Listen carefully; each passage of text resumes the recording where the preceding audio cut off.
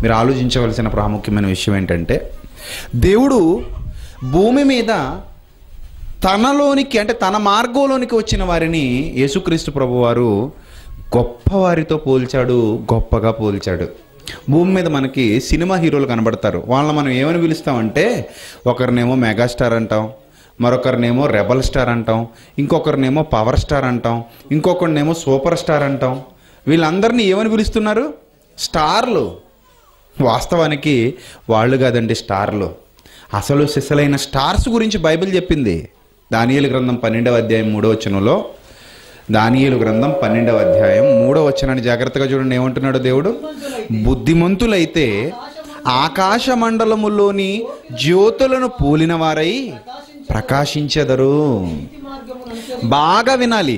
నీతి మార్గమును అనుసరించి నడుచుకొనున్నట్లు ఎవరు అనేకులను తిప్పుదురో, అంటే వారు నక్షత్రాలు. బాగా వినాలి మీరు. ఎవరు నక్షత్రాలు దేవుడి దృష్టిలో? ఎవరు స్టార్లు దేవుడి దృష్టిలో? ఎవరు స్టార్లు? నీతి మార్గమును అనుసరించి నడుచుకొనున్నట్లు ఎవరు అనేకుల్ని తిప్పుతారో వాళ్ళు స్టార్లు. అంటే జ్యోతులు, అంటే చుక్కలు, ప్రకాశమానమైన చుక్కలు.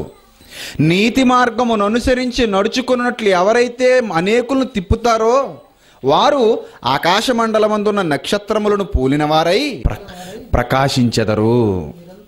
నిరంతరం ప్రకాశిస్తారు. ఆకాశ మండలమందున్న నక్షత్రాలను పోలిన వారై నిరంతరము ప్రకాశిస్తారు.